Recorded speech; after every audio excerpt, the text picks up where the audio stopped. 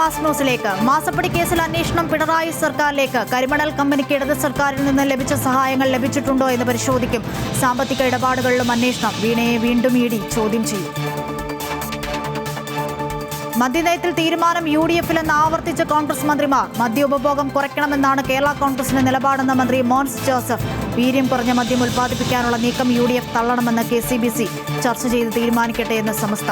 സംസ്ഥാനത്തെ ലഹരി മാഫിയയുടെ വേരറക്കുമെന്ന് മുഖ്യമന്ത്രി VD സതീശൻ. ഭൂകമ്പമുണ്ടായ വെനസ്വലയ്ക്ക് അടിയന്തര സഹായവുമായി ഇന്ത്യ. ഓപ്പറേഷൻ അമിസ്റ്റാഡിന്റെ ഭാഗമായി വ്യോമസേനയുടെ 2 വിമാനങ്ങൾ പുറപ്പെട്ടു. കരസേനയുടെ മെഡിക്കൽ സംഘവും ടീമിൽ. രക്ഷാപ്രവർത്തനത്തിന് 41 അംഗ സംഘം. അയോധ്യയിലെ സംഭാവന തട്ടിപ്പിൽ അന്വേഷണം ഊർജിതം. വിവാദങ്ങൾക്കിടെ VHP ഉപാധ്യക്ഷനും ട്രസ്റ്റ് ജനറൽ സെക്രട്ടറിയുമായ ചമ്പത് റായി രാജിവെച്ചു. രാമക്ഷേത്ര ട്രസ്റ്റ് അംഗം അനിൽ മിശ്രയും രാജി നൽകി. രാജി ധാർമ്മിക ഉത്തരവാദിത്തം ഏറ്റെടുത്തെന്ന് ട്രസ്റ്റ്.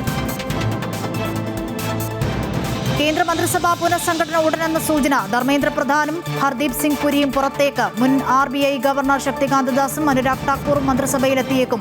അടിയന്തരാവസ്ഥ ഉൾപ്പെടുത്തിയതിനു പിന്നാലെ SIR ഉൾപ്പെടുത്തി NCERT.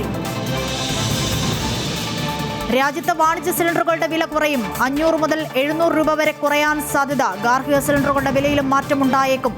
എണ്ണ കമ്പനികളുമായി ചർച്ച നടത്തി കേന്ദ്ര പെട്രോളിയം മന്ത്രാലയം. കേരളത്തിൽ കാലവർഷം വീണ്ടും സജീവമാകുന്നു. ഞായറാഴ്ച മുതൽ പരക്കെ ഇടിമിന്നലോട് കൂടിയ മഴയ്ക്ക് സാധ്യത. ഇന്ന് 5 ജില്ലകളിൽ യെല്ലോ അലർട്ട്. തിങ്കളാഴ്ച മുതൽ വടക്കൻ ജില്ലകളിൽ ഓറഞ്ച് മുന്നറിയിപ്പ്. തിരുവനന്തപുരം നഗരസഭയിൽ അവിശ്വാസ പ്രമേയത്തിന് UDF നീക്കം. ഭരണസ്തംഭനമെന്നും മാലിന്യ നീക്കം തടസ്സപ്പെട്ടെന്നും UDF. അവിശ്വാസം വന്നാൽ നേരിടുമെന്നും 5 വർഷത്തേക്ക് സുരക്ഷിതമെന്നും മേയർ VB രാജേഷ്. അറസ്റ്റിലായ കൗൺസിലർ സുഗതന് ജാമ്യം ലഭിക്കാൻ ഹൈക്കോടതിയെ സമീപിക്കുമെന്നും മേയർ. സംഘർഷമുണ്ടായത് CPM-ന്റെ അഴിമതി പുറത്തായപ്പോഴെന്ന് രാജീവ് ചന്ദ്രശേഖർ. ഓപ്പറേഷൻ സിന്ദൂറിൽ വീരമൃത്യു വരിച്ചത് 6 ധീര സൈനികർ. പേരുകൾ പുറത്തുവിട്ട് കേന്ദ്ര സർക്കാർ. വീരമൃത്യു വരിച്ചത് 5 കരസേനാംഗങ്ങളും 1 വ്യോമസേനാംഗവും. രാജ്യത്തിന്റെ ധീര സൈനികർക്കായി നിർമ്മിച്ചിട്ടുള്ള ഡൽഹിയിലെ ദേശീയ യുദ്ധ സ്മാരകം ത്യാഗ് ചക്രയിൽ ഇവരുടെ പേരുകൾ ആലേഖനം ചെയ്തു. അയർലൻഡിനെതിരായ ആദ്യ T20 മത്സരത്തിൽ ഇന്ത്യയ്ക്ക് വേണ്ടി വൈഭവ് സൂര്യവംശി കളിക്കില്ല. വൈഭവിനെ ടീമിൽ ഉൾപ്പെടുത്തിയിട്ടില്ല. ബെൽഫാസ്റ്റിൽ ഇന്ന് നടക്കുന്നത് നായകനായി ശ്രേയസ് അയ്യരുടെ അരങ്ങേറ്റ മത്സരം. ഫാസ്റ്റ് ന്യൂസ് പൂർണ്ണമാകുന്നു. നമസ്കാരം.